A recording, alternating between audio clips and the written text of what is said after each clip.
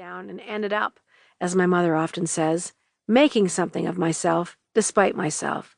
She also says to me, "Thank God you could sing, or who knows where you'd have ended up." I don't like to think about that.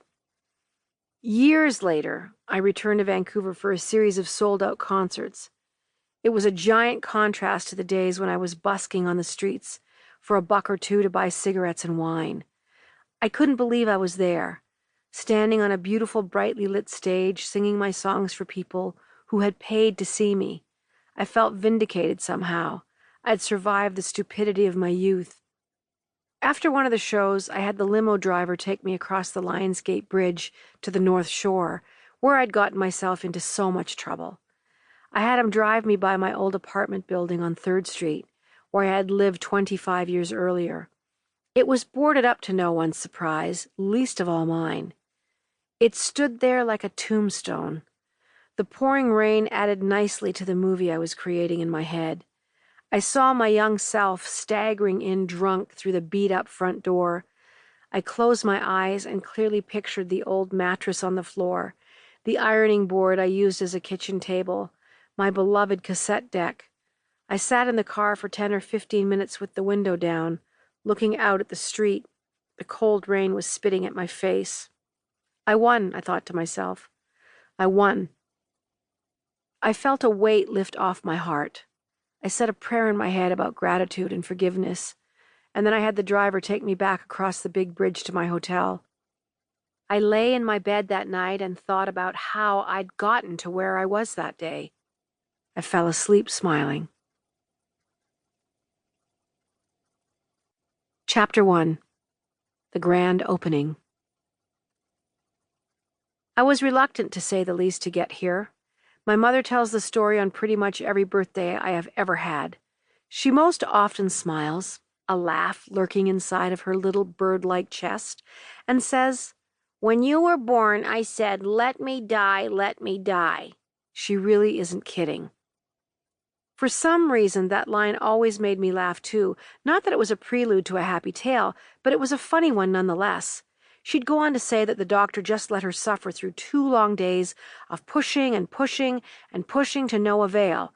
I guess I was backwards or feet first, or probably just refusing to come out of her at all. Why would I want to fly out into the abyss without really knowing what in God's name I was getting myself into? I'd still be in there now if I had my way. One thing about being born, it's hard for everybody involved. You learn within a few seconds that it's not going to be easy being a person. The first breath must really be something. I'm kind of glad I don't remember it. The human body is an extraordinary thing. What it's capable of doing is quite simply miraculous. I can't even begin to figure out how an 8 or 9 or, God forbid, 12-pound body inches its way out of something that seems to be smaller than the slot in a slot machine. And never mind that, after the 12-pound body has fought its way out of the womb, the whole bloody, layer upon layer, works suddenly, just folds itself back together like a book with a few ripped-up pages, like nothing ever happened, kind of like a slinky. My mother would disagree with me, I'm sure, as something did indeed happen. I'm in pain just thinking about childbirth. In fact, I suddenly have to fold my legs together and hum Happy Birthday. My poor mother, all that suffering, and for what? Oh yeah, me. My mom said that back in those days, they didn't just give women C-sections like they do now. I mean, now women pick the day they'd like to have their baby. Yes, doctor. I have March 27th open after 4 p.m. after my pedicure. I can just picture that in my head. In 1962, they made you push until you thought you couldn't push anymore. Epidurals weren't even that common. It was natural childbirth or bust. She almost did bust. "I thought it was either going to be you or me," she'll often say. I tell my mom that I am really very glad that it wasn't either of us. I always ask the same questions. Where was Dad? Wasn't he in the room? Didn't they let men in the birthing room? "He didn't want to come in," she says. "He went home and went to bed while I was lying there thinking I would die." My mom was apparently just about to throw in the towel on the both of us when the doctor appeared. To keep listening to this audiobook for free, click the link in the description.